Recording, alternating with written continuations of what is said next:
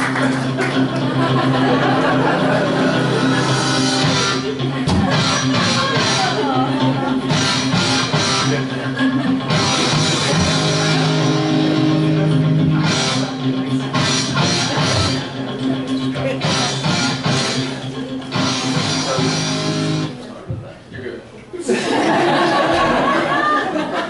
hope that was a good way to break the ice. I know sustainability is sometimes it can get very deep and like to talk about numbers constantly and what are you doing and how you're measuring, so I figured that would help us all out. Typically, I talk off the cuff, but we're going to get into some numbers today and some metrics of how we track things. So I'm going to read from some notes.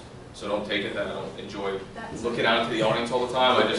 I want to make sure that I remember what I wrote down. I first want to thank Jim. Thank you very much. I want to thank the entire staff out here from Appalachian State University for coming out today, for recognizing how important sustainability is today in 2015, not only here at Appalachian or in our high country, but across the entire world. So I appreciate you being here, taking your time to listen to the things that not only I have to say today, but that David from Wine to Water, from Renee from Farm Cafe, as well as all the thought leaders that came before this speech, because without those people, we wouldn't have the movement that we have today, which in theory is sustainable. All right, so just to get into it, my name is Sean Spiegelman. I'm 39 years old. I'm the CEO of Appalachian Mountain Brewery, Incorporated. We are a publicly traded company on the OTC markets. We trade under hops. You know, we use hops in beer, so the essence of me is my wife, she's not here today. Sorry, I haven't seen her in 2 months. She's been down running a business in Florida. So I have 2 children, 11-year-old Samantha, 8-year-old Steven. If you've been out to AMB before, you've seen them running around. They kind of helped us build AMB from the ground up. They slept inside of the office when I was tending bar when we first opened. So it's been a real grassroots from the beginning. My kids have been really fortunate to see what their parents, when we were a privately held company, how we started things and what our thought process was. So AMB, when we were a private company back in 2013, we were the first brewery to open up in Boone, North Carolina. Myself and my wife, we've invested to get the process going with the town council, and we changed the zoning laws which allowed breweries to exist. So earlier today, I think Lynn Mason was in the crowd. She spoke from Lost Province. There's another brewery in Boone called Boone Shine that opened up. We're proud, as the high country has embraced craft beer, but also we're proud to have been kind of Boone's pioneer and lead the way and help to create the jobs that have been created, and create this additional sustainability movement behind what already began. I sit on locally 2 boards, Purple Heart Homes. We're heavily involved in basically dealing with veterans and helping to rebuild veterans' homes. It's called the Aging in Place program. I also sit on Blood, Sweat, and Gears. If some of you are familiar, they do the ride. I sit on the board as well there. So that's a little bit about the background initially about me. I was born in Queens. I grew up in a middle-class family. My father was on the American Stock Exchange. He is a former airborne in the Army. He was also, I wouldn't call him professional, but he was a boxer as well. My mother was a teacher in New York in the public school system. I grew up around 2 very interesting people. We had a very difficult life growing up in Queens. Seeing my father go through what he went through as a stockbroker on the American Stock Exchange played a huge role for me as an individual standing here today as a CEO of a publicly traded company. I grew up on the floor of the American Stock Exchange. I used to drive with my father, actually take the LIE to this, to that, to the cab to get there. It's like a 4-hour process. And it was really cool because as a kid, I got to see the capital markets when they used to use hand signals. If you ever watched Trading Places, like that's legit. They did that. So I grew up around a kind of rough and tumble bunch as a child. That played a huge role as I realized looking back to where I am today, and the desire for me to have taken a private company public and what my vision is for the future, which I'll talk about that too. My father always told me, he said, son, I'll take the bad words out because they're in here. He said basically, train your blank off, son, so that you'll always be able to get back up in life. They will bloody your mouth and they will knock you down. All that ever matters is that you get back up and you continue to press forward. To me, that is what the sustainability movement is about. It's about all of us collectively as a group seeing how important it is and continue to press forward no matter what the challenges are. If you don't meet the metrics, it's always about just being better, right? So as a moving forward in my life, I, like David Cuthbert that you talked to earlier, who's a special ops in the Navy, I was in the special operations program in the Marine Corps. So I was a recon Marine in the Marine Corps. It was a phenomenal experience, and it kind of did me really well, learning about the ability to endure in environments that you should not be able to typically endure in. And no matter what the challenges are, always being able to push forward. I am a disabled veteran from the United States Marine Corps. I was injured in my knees, and I have a bunch of different service-connected disabilities. That has kind of played my desire working with the Purple Heart Homes, which deals with veterans, plus we do privately a lot of donating to different veterans organizations. As you can see on my phone, we carry the Wounded Warriors. We're involved in that project as well. I hold a bachelor's degree in organizational communication. At the time, it seemed like a great thing to do because I didn't have to study that hard to get it. Just being honest. Good one, Sean. So I got it from Florida Atlantic University at the time. It was a really small college. It has grown substantially since they instituted their football program. I go back there. It's so wonderful to see in Boca Raton, Florida, what they've done as a college. They don't come anywhere near leading the country like Appalachian does in sustainability efforts, but I'm still really proud to see the things that they've put in place that have made them more sustainable. My background also, I was in the real estate construction development business for a long time prior to moving to Boone. I myself, as a project manager, owner's rep and developer, did about $300 million worth of real estate development, construction projects, managing the market tank, as all of us very well remember. And I got involved in foreclosure markets and built a business there, and that's why my wife is not up here right now, because we still have interest down there. So she kind of helps and I help going back and forth dealing with stuff. So that kind of rounds out the who Sean is, the driving force as the point of the arrow, so to speak. But behind me is actually all the energy, that actual bow that's being stored, which is all of our employees.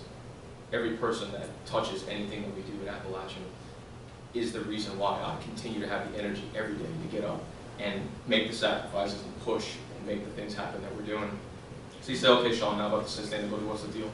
So our mission statement, which Nathan Kelishek, who's an Appalachian alum, who's also our brewmaster, who was involved in founding the company with us, he's not here right now, but he actually wrote this mission statement, and it's, as the Appalachian Mountain Brewery, now its companies, our mission is to sustainably brew and produce quality beer, cider, and food in hopes to support and vitalize the community of the Appalachian Mountains, as well as lead the country, by example, towards fulfilling the potential that we all possess.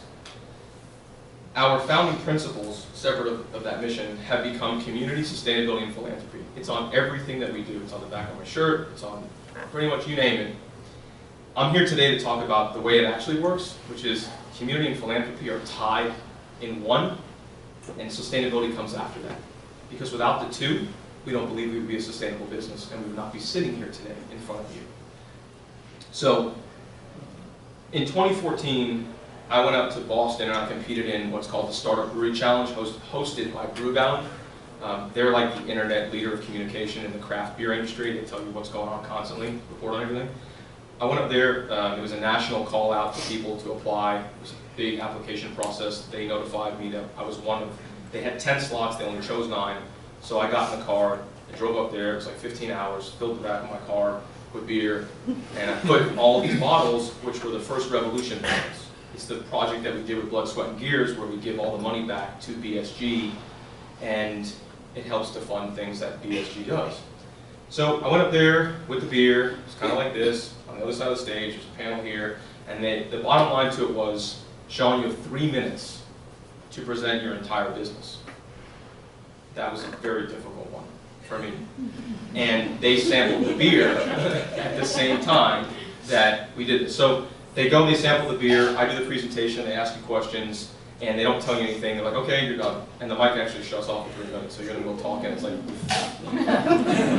So ultimately, we were chosen. Craft Brew Alliance, which is a NASDAQ publicly traded under Brew, they do not choose, they just host it. So there's a panel of industry professionals, there's wholesalers, retailers, a bunch of different people. They're checking out your beer. But the bottom line that they wanted to know was, how are you different than the other 3,500 breweries in this country? How are you going to be competitive and be sustainable and show that you have the ability to go to where you want to go to? So ultimately I presented it, there's a screen up there, showed all the stuff we're doing. And we won, fortunately. We won the People's Choice, we won the Judge's Choice.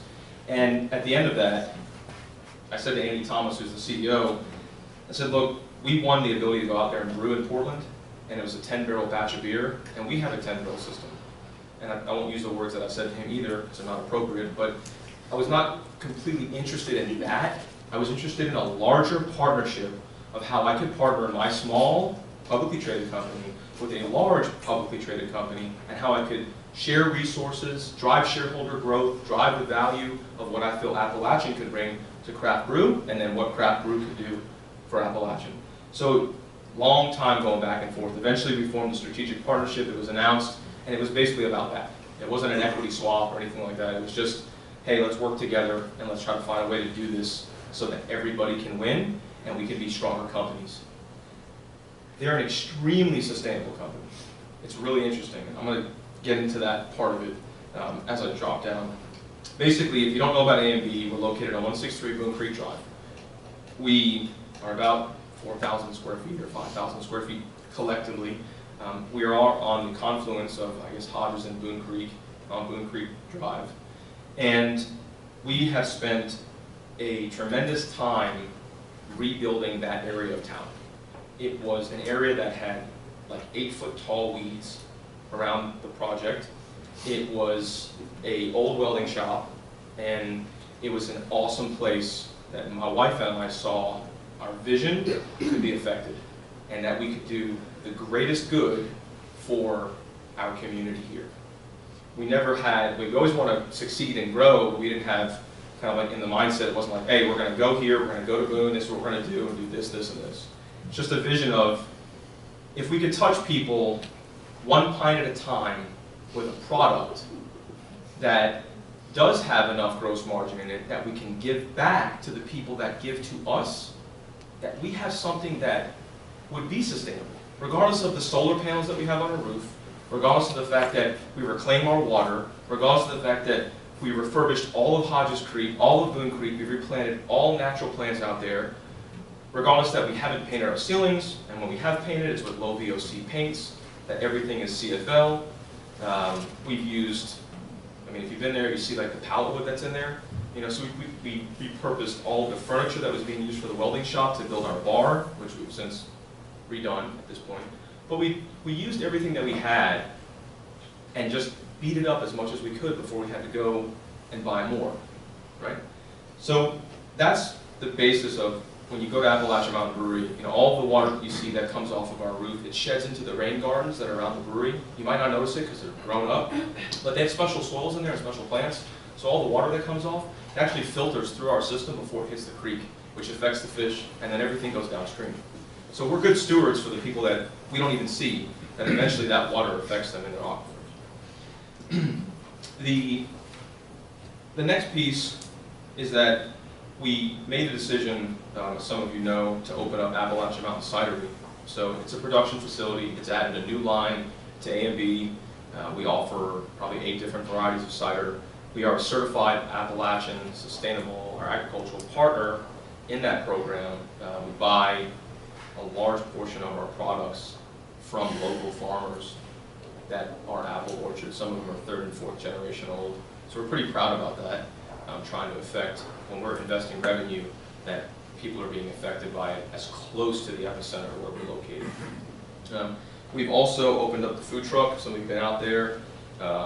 Danny, who's sitting in the back, slept on my couch after he broke his leg. He was working at Appalachian Ski Mountain, and you know, we had this vision of starting something that we felt would be really difficult to do, but we believed that we could do it nonetheless. So it was actually to make a food truck, be able to survive in Boone, because none of them have been able to do it yet. And we used the brewery, obviously, as a point to provide food for the customers that come there. So it's helped to make the entire process sustainable from a business model. Because if you don't make the money and the lights don't stay on, it doesn't matter whether you have solar panels on your roof or not. It's not relevant. Farm to Flame also has very similar to A&B. They've got programs. They reach out to farmers. We're involved in the agricultural community heavily. We do not buy all of our products locally because sometimes we cannot, right? And we tell people that's what we do. We do compost our wares that we have.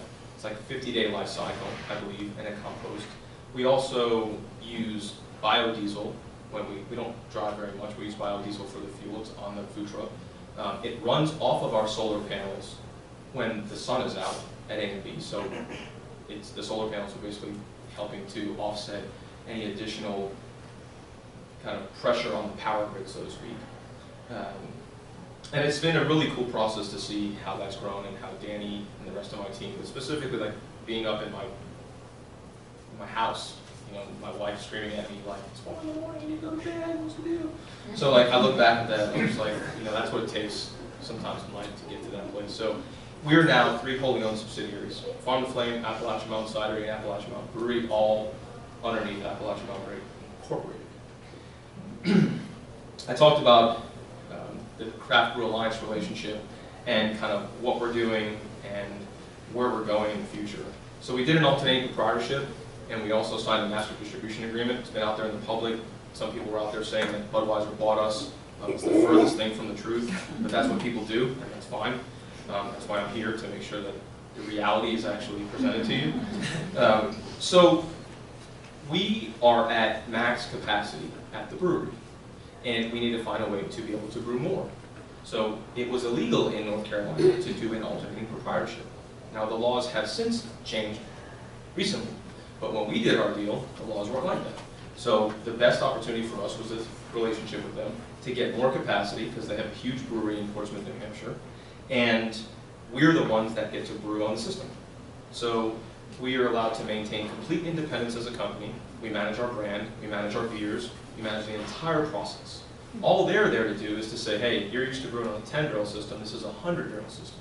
So let's work together so that you're not wasting your own money on the beers. So the exciting thing when I look at, not to get too deep into what like the all-prop means and what the national distribution agreement means, we have a national distribution agreement at this point. Are we nationally distributed? No, not at all. We're just in Western North Carolina, as much as we possibly can be. 2015, the remainder of this year, we're hoping to get capacity up and roll out to the rest of the country, and then rest of North Carolina, I apologize. 2016 and beyond is focusing specifically on North Carolina.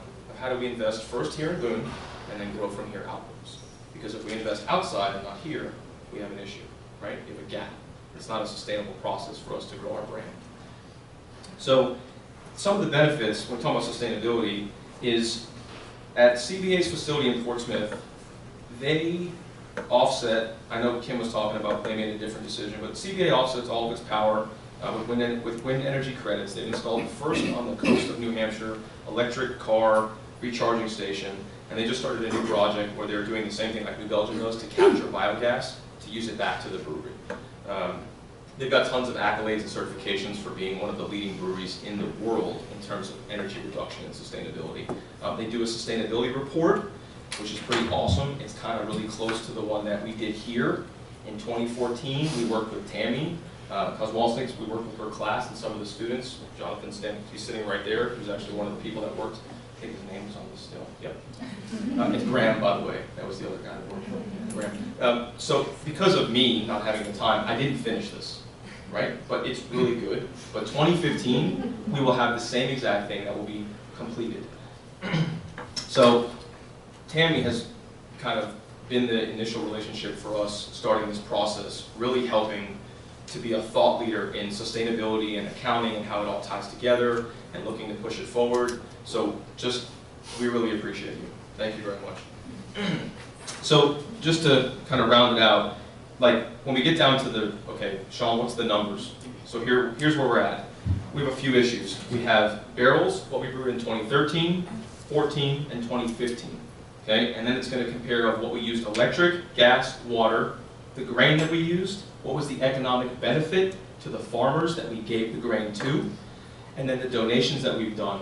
So we have the community and the philanthropic component, which we'll get to at the bottom, right? And then we'll also talk about the foundation that we're in the process of starting, which will take our net income to start distributing it.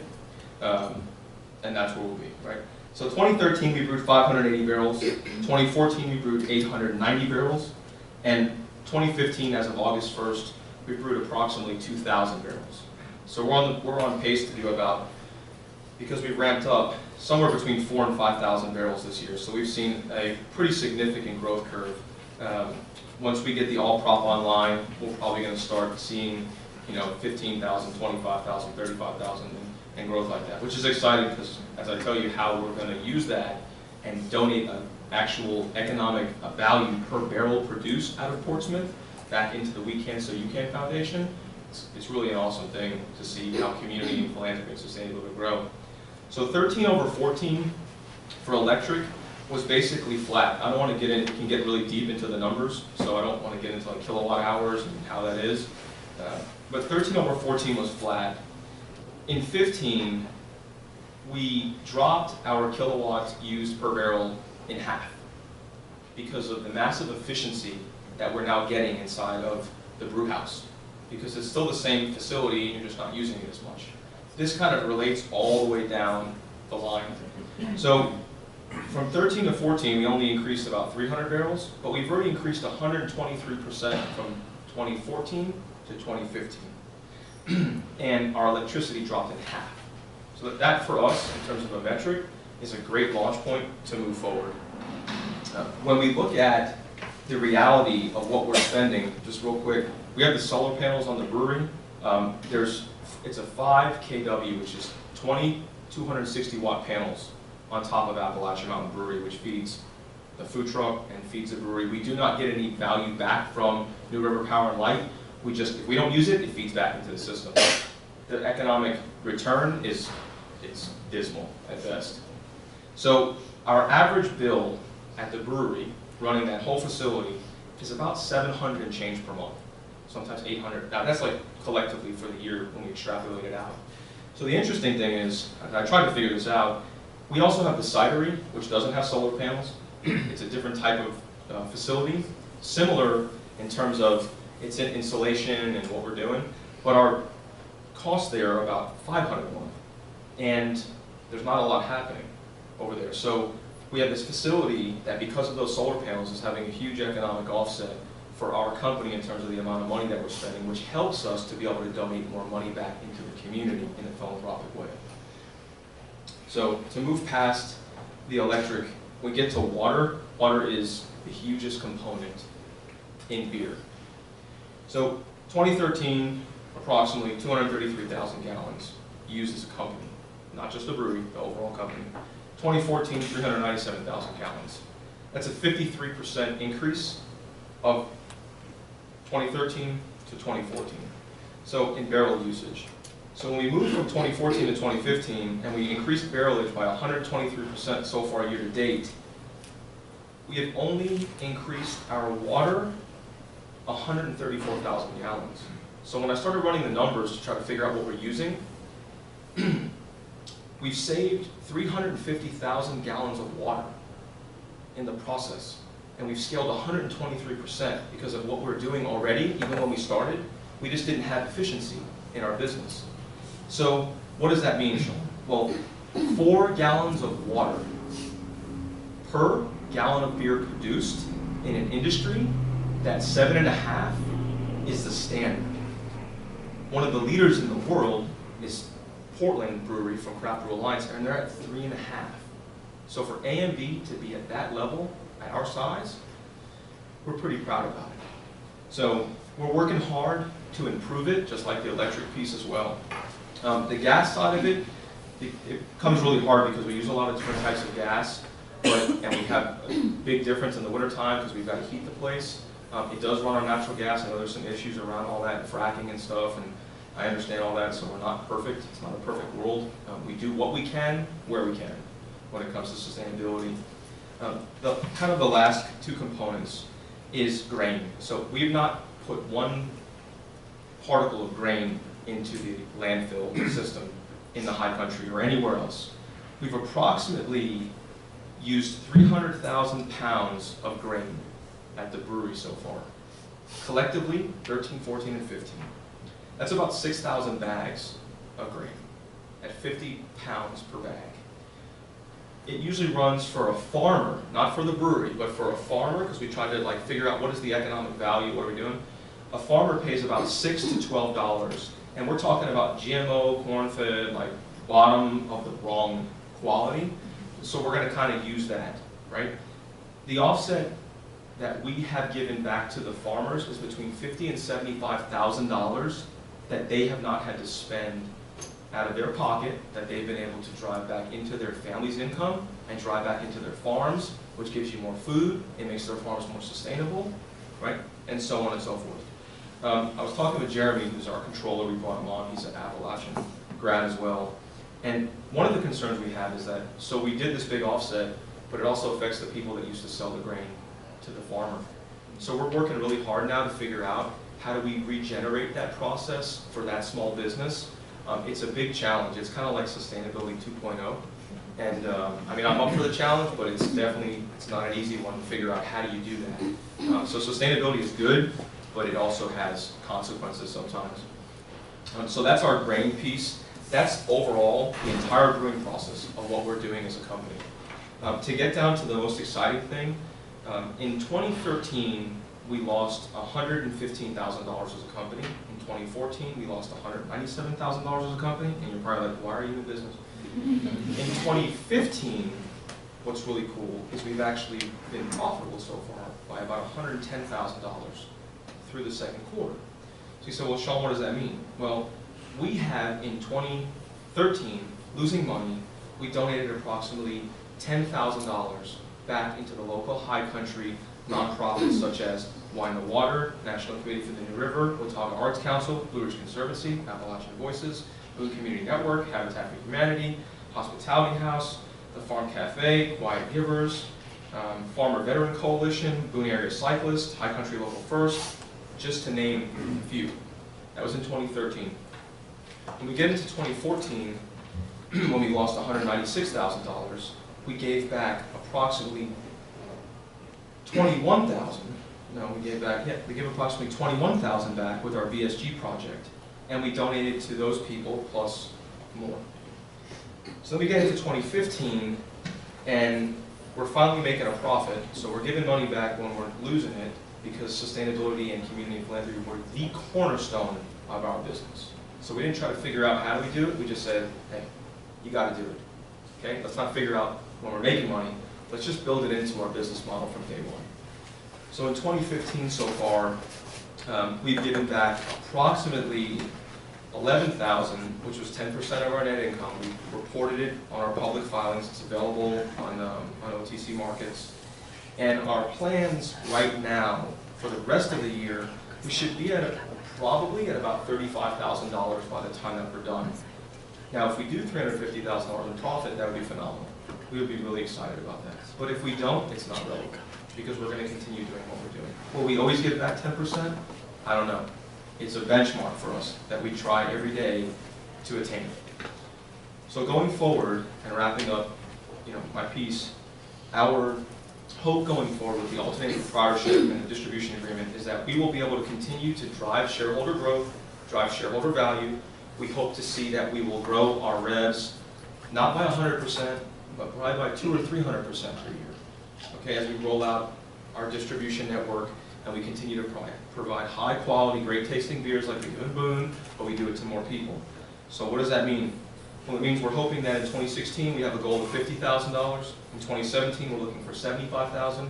And 2018 is our high water mark right now, is we're shooting for giving back $100,000 to our local high country community and those places additionally that we're distributing our products to. So the great thing about the AB network, or the Anheuser-Busch distribution network, is it's so built out, technology oriented, that we know exactly where every single piece and every product and every can and every keg goes to.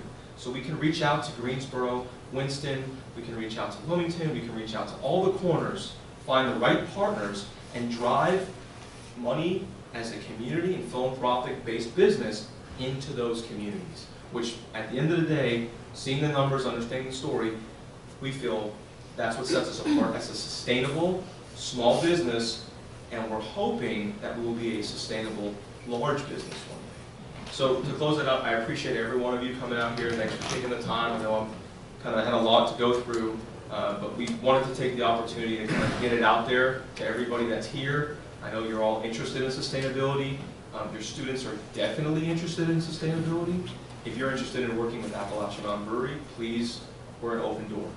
Just reach out and we'll be interested in working with you. So with that, we appreciate you very much. Thank you.